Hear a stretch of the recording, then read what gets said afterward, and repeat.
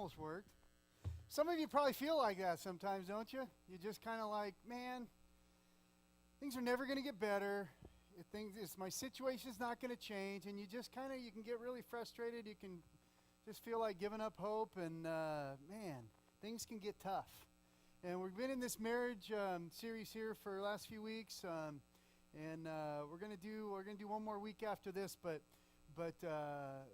today we're going to talk about how it can get tough sometimes. And here's the bottom line. Let me lay something on you here real quick. We're all selfish people, right? Can we all agree that? We're all selfish. When Adam and Eve sinned in the garden, it was selfishness. It was selfishness. Satan had convinced them that if they would eat of the tree of the knowledge of good and evil, that they could become godlike, and they decided it would be better for them to become their own gods than to obey God. And so they ate.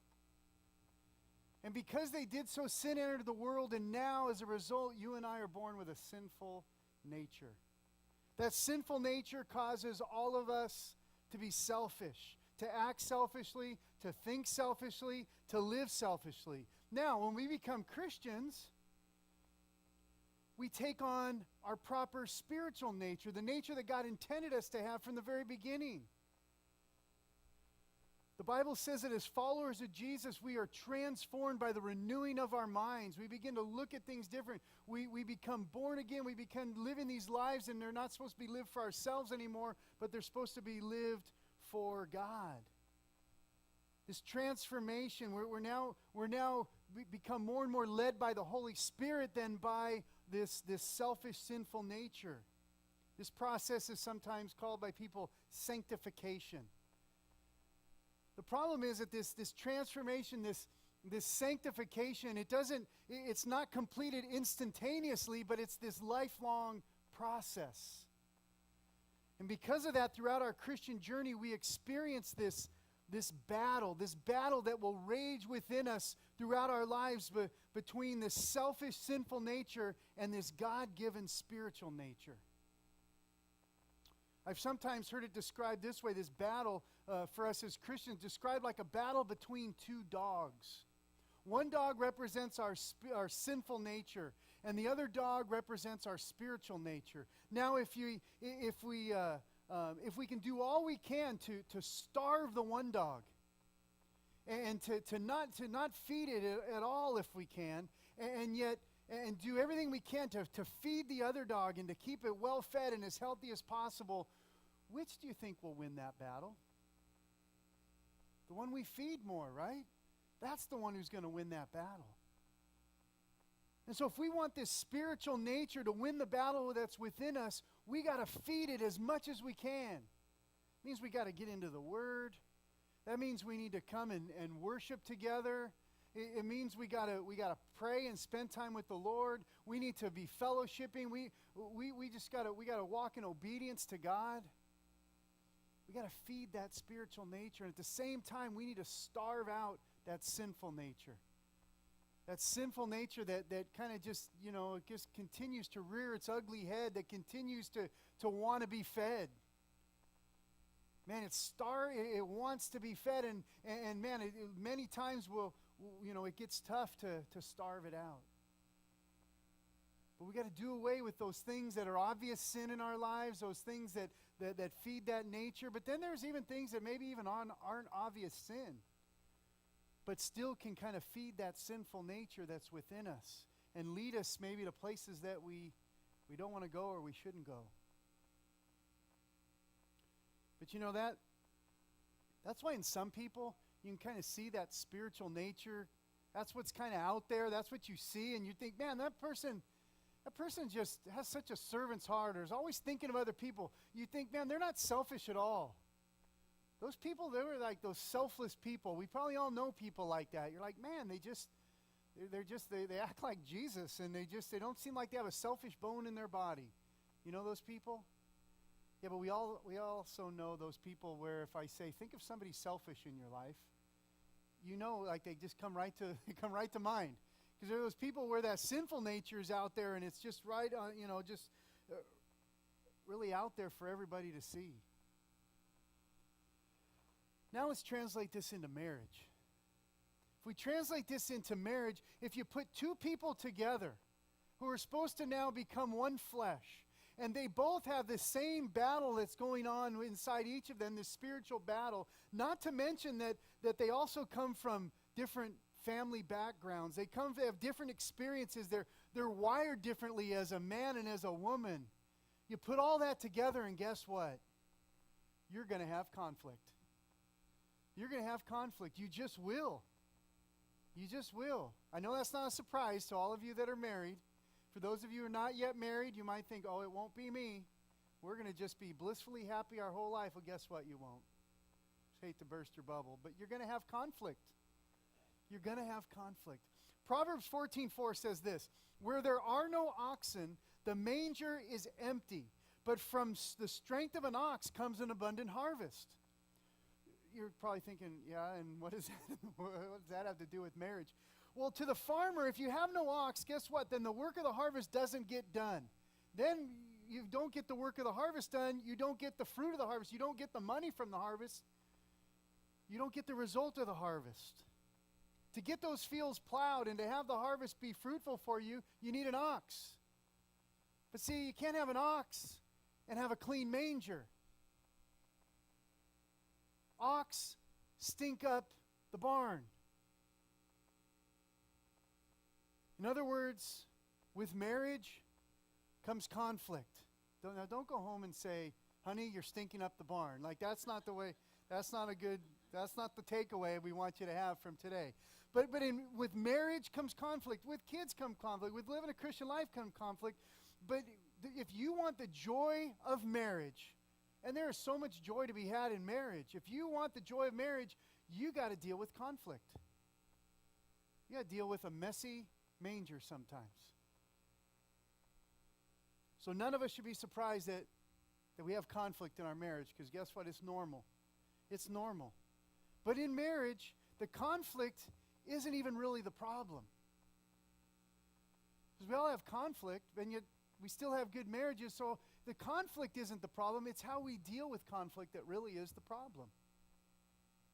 Too often, conflict can bring out that sinful, selfish, sinful nature. The conflict in our marriages brings it right to the surface, and it's when that selfish nature just makes itself known in our marriage, that's where the problems are. I'll tell you what, it really is simple. When I sit down with a couple that are having marital problems, it always just boils down to one or both of you are just being selfish. I mean, that's oversimplifying it, but that really is the truth. Well, there are different ways that people handle conflict. And some of that is shaped by our personalities, but a lot of it is shaped by the way we were brought up, by the way your family that you grew up in handles conflict. And if you want to handle it differently, a lot of times you can't just go to what comes naturally to you, because if it wasn't handled well in your family, then that's kind of probably your natural tendency. And so a lot of it is that. And some people with conflict, their approach to it is to withdraw. To withdraw. You view conflict as hopeless. Conflict is hopeless, so why do we even try? This is always going to end bad. There's no way this is going to end good. And so we should just avoid conflict. And so you withdraw. You withdraw, maybe even physically. There's a conflict, and you're just going to turn and you're going to walk out of the room. I don't want to go there. It's always going to end bad. There's no hope, and so I'm just going to leave. Maybe you don't leave physically, but you leave mentally, you leave emotionally, you leave psychologically. But you just figure if you ignore the problem, hopefully it'll just go away. For other people, their approach is to win. For some of you, you got to win. There's conflict. You got to look out for your own interests. You must win the argument regardless of the cost. In fact, getting the upper hand in the conflict becomes more important to you than the relationship itself. So your approach is to win. For others, their approach is just to yield. Just to yield. You give in just to get along. You're willing to just ignore how you really feel because I'm just going to give in because then everything will be peaceful. Everything will be good if I just get up. So this person, you avoid conflict at all costs, even if it just costs you what you really want or what you really think. For others, it's compromise. We might be thinking, okay, yeah, here we go. Now we're on to something good. Compromise. You give a little to get a little. You're willing to let up some of your demands, and the other person, as long as they're willing to give up some of their demands. You don't necessarily want to win all the time, but you don't want them to win all the time either. Right? Keeping the scales even, that's the priority. As long as we keep things even, then we're all going to be happy, right? The problem is this. Sometimes, many times, the real issues don't get resolved with compromise.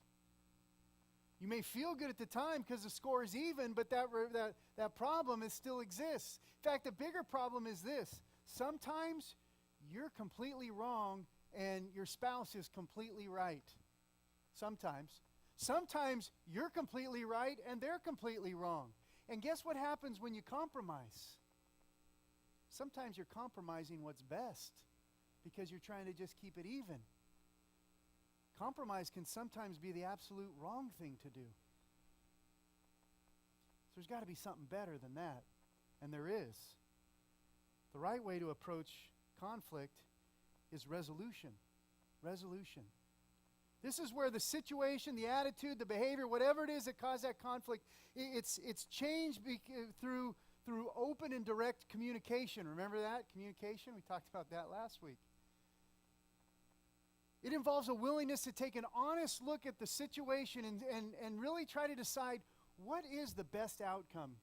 Not necessarily what I want, not necessarily what they want, not necessarily what I've always thought would be best. What really is the best outcome for this situation, for this conflict, for this argument, for this situation? This involves a willingness to say, you know what, I actually might be wrong. I might be wrong here. In order to do that, you got to put a little trust in your spouse. You got to trust their perspective. You got to trust their judgment. You got to trust you know what, my wife, my husband, they feel really strongly about that, then I got to take a step back here and think about this for a minute. I got to consider what they're saying because they might be right and I might be wrong. Well, this is what we got to pursue. This is what we got to go after with regards to conflict. So how do we do this? How do you do this? Well, I want to give you some tips. And I want to say again that I really think this is simple, and yet let me also say that I believe it's not easy. Just because something's simple does not make it easy, right? I really think it's pretty simple, but I think sometimes it can actually be very difficult. It can get really complicated. It can get really convoluted, man, when you've got just years of just layers of this conflict, and now you got to sort through it. It can get downright frustrating and look hopeless.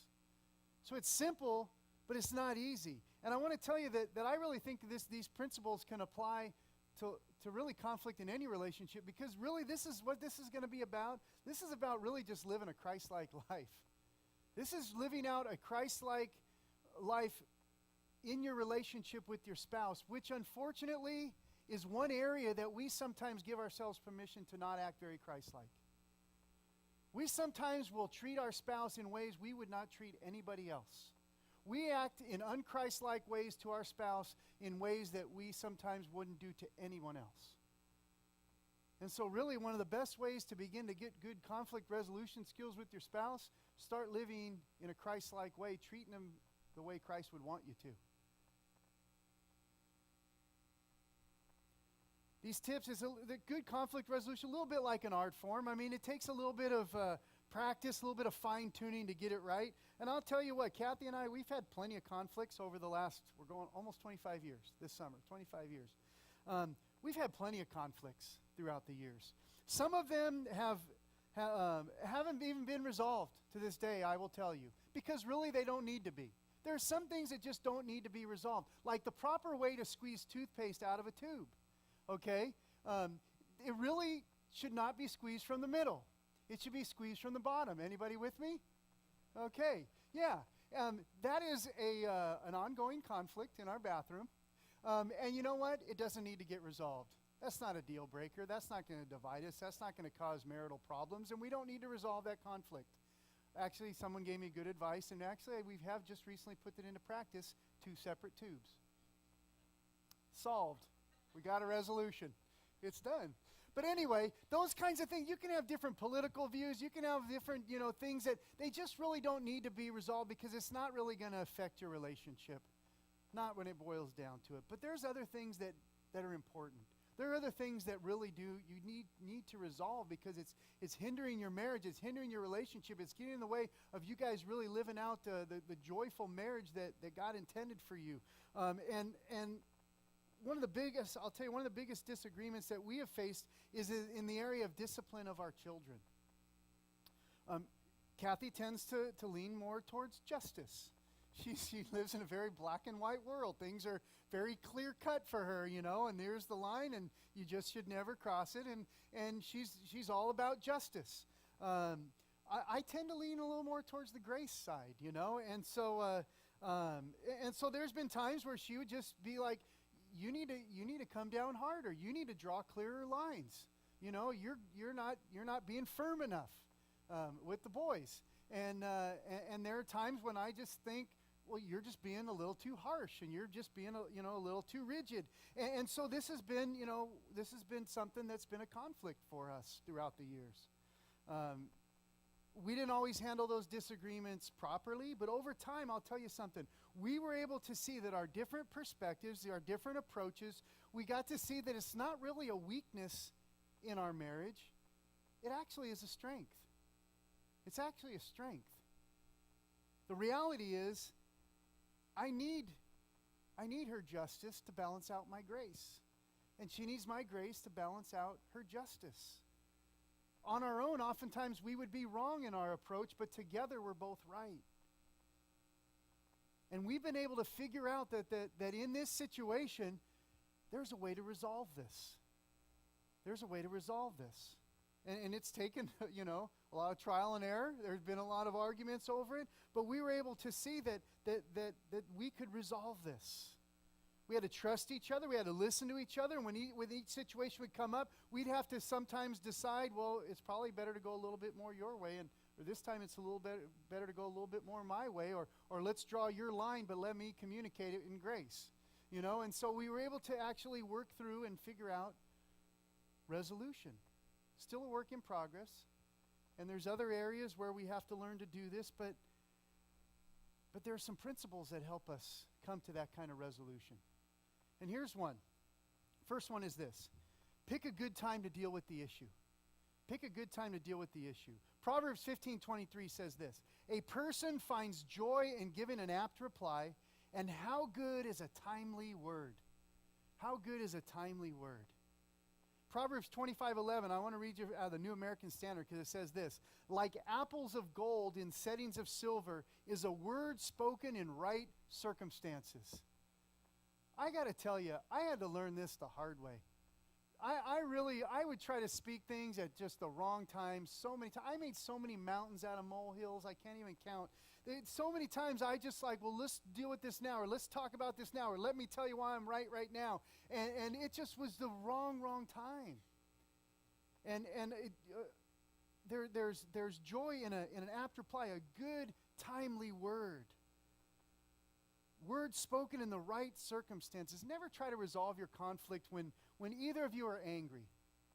That's just not the good time. You may have to wait for a while to intervene.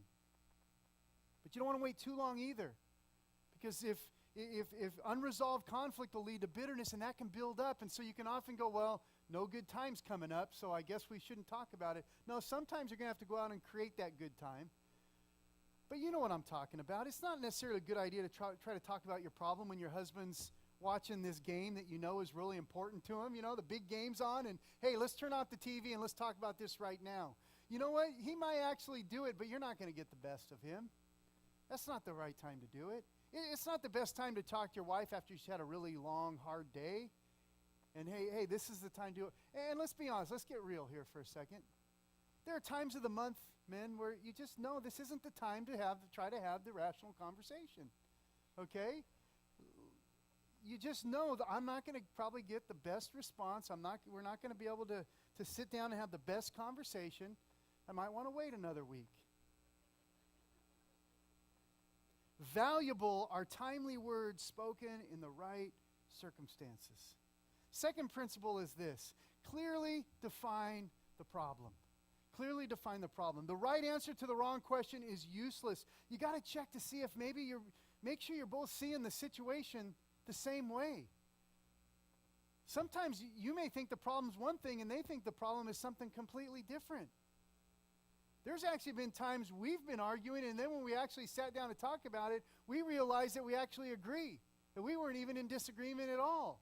We totally misunderstood the situation. And that happens, and so you gotta just define the problem, make sure you're seeing what, and I'll tell you what this begins with. This begins with you guys sitting down and praying together. And I know, here, believe me, I know that when you have conflict, number one, the last thing you want to do is pray, right? When you're angry or there's a problem, sometimes the last thing you want to do is pray, let alone pray with your spouse. You don't want to pray with them because right now, there's this conflict. But I'll tell you, if you want to get down to really understand what the problem is, you got to sit down together and you got to ask God together. Because He helps us see what the real problem is. Look at this. Turn to Proverbs chapter 2. Proverbs chapter 2.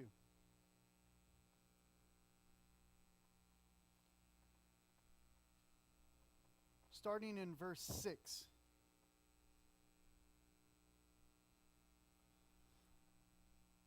Look what it says here. For the Lord gives wisdom, and from His mouth come knowledge and understanding. He holds victory in store for the upright. He is a shield to those whose walk is blameless. For He guards the course of the just and protects the way of His faithful ones. Then catch this. Then you will understand what is right and just and fair, every good path. Those are some incredible words when you think about it. God will help you understand what is right and what is just and what is fair. He will give you wisdom and understanding to determine what the real problem is. Doesn't that sound like a pretty good place to start? Doesn't that sound like that would be pretty helpful? If together you could sit down and you could hear from God what is true and what is right and what is just. I feel like if you get that, boy, you are on your way to a resolution. To me, that makes solving that problem a whole lot easier. So you need to get together and you need to define the problem, and you need to begin to ask God to help you define the problem, help you have understanding of the problem, help you understand the other person's perspective of the problem. Third thing is this: take responsibility for your contribution to the problem. Take responsibility for your contribution to the problem. Now, this is important for both people, but I want to talk to the guys for just a minute. Guys, we learned a couple weeks ago that we are to love our wives as Christ loves the church, right? If you want to love your wife as Christ loves the church, then here it is. In the area of conflict, here it is. Take the blame. You're to take the blame. Now, you lay down your pride, you humble yourself, and you take the blame. That doesn't necessarily mean that it's all your problem. It doesn't even mean that you're at fault, because you may or may not be at fault. But either way, you make it your responsibility for the fact that there is a problem in your marriage. That's what it means to be the head. That's what it means to be the leader. Jesus was not at fault when He went to the cross. He wasn't at fault at all. But when He did go to the cross, what He said to the Father was, "It's on me. I'll take the fault. I'll take the blame." Philippians 2:5 says, "In your relationship with one another, have the same mindset as Christ Jesus, who being in the very nature God, did not consider equality with God something to be used to His own advantage. Rather, He made Himself nothing, taking the very nature of a servant, being made in human likeness and being found in the appearance of a man, He humbled Himself by becoming obedient to death, even death on a cross." That's how we love our wife as Christ loved the church. It's my fault. I'll take the blame. Make it your responsibility to make sure that you two can sit down and figure out how to resolve your problem.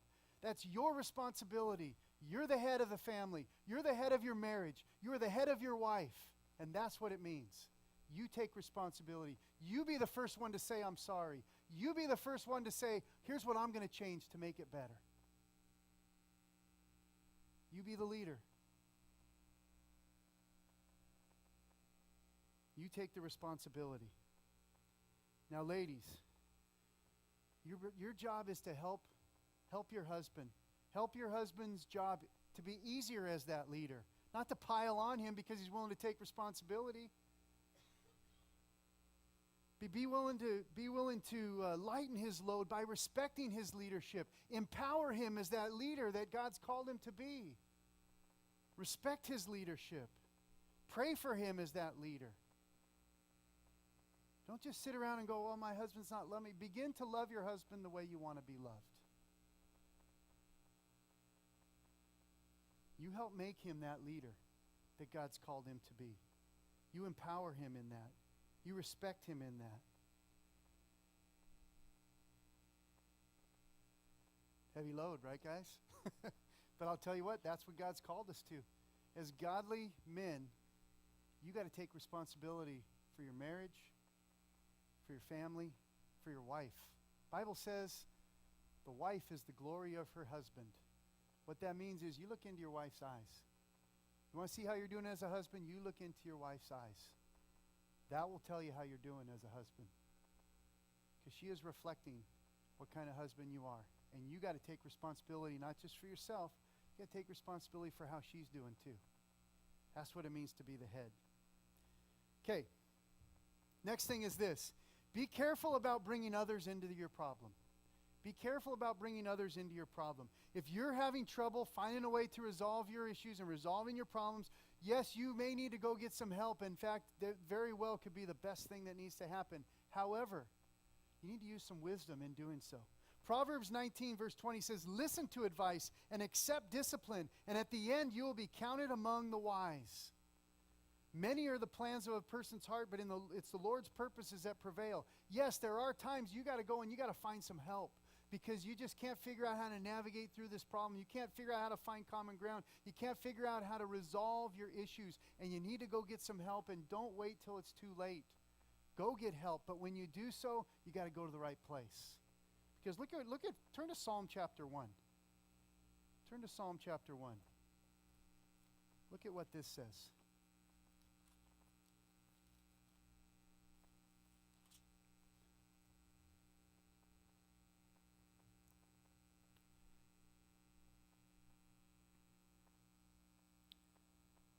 Blessed is the man who does not walk in the counsel of the wicked, or stand in the way of sinners, or sit in the seat of mockers. But his delight is in the law of the Lord. And on this law, his law, he meditates day and night.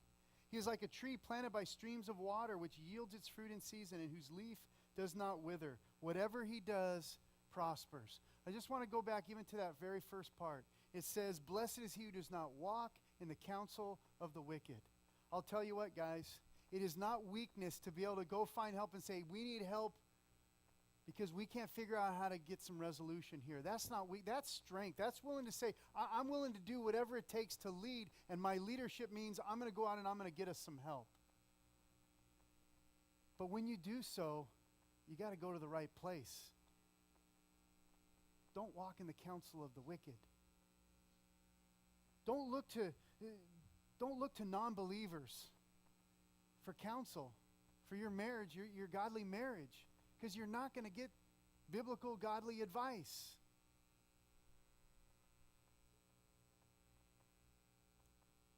I've seen it happen way too many times. Couples going through a struggle, one or both of them goes out, they're talking to their friends who aren't believers. Maybe they're, got their own problems in their marriage, and they're just saying, oh yeah, you deserve better. Oh yeah, the grass is greener. Oh yeah, it's so great. You're just getting all this advice that has nothing to do with the Word of God, has nothing to do with what God might want for you, but it's certainly what some of those people want to hear. And so they're like, oh yeah, they feel like I do, so I feel empowered to go and make all these wrong decisions. You got to get some godly advice. You got to get some biblical advice. And so I encourage you to go to one of two places. Either you might need to go to get some professional help. Go to a professional Christian counselor, It's not that non-Christian counselors don't have good advice. They might, but you can't leave the element of God out of the picture if you want to have a godly marriage. So you need a professional Christian counselor. The other place you can go is go find a Christian couple who has the kind of marriage you want to have. A mature Christian believer who has a healthy marriage. A marriage you can look at and go, I want my marriage to be like theirs. People you respect. People you know are living out what we're talking about. And you go seek out their help. You say, hey, we need some advice. We need you to help guide us.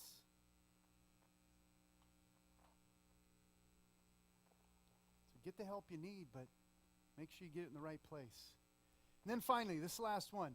Be fully committed to resolution. Be fully committed to resolution. This means you never give up. You never throw in the towel. And I'll tell you, this is going to involve forgiveness. It's going to involve forgiveness. You need to forgive your spouse. And I want to read you a story out of Matthew 18 that's going to just show us exactly how important this is to God. Matthew chapter 18. Turn there. We're going to wrap it up after this.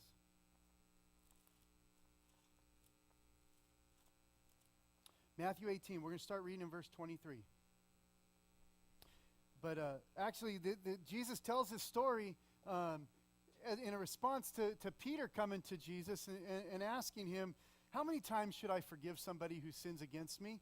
And then Peter throws out a number he thinks is pretty righteous. He says, should I forgive him 7 times? Thinking, he was going to get a special halo from Jesus for suggesting such a large number. Should I forgive him 7 times? And instead of getting a pat on the back, Jesus says, no, you shouldn't forgive him 7 times. You should actually forgive him 77 times, or yours might say 70 times 7, which is a courtroom term that means unending. Don't put a limit on it. You actually should just continue to forgive. And then Jesus tells this story.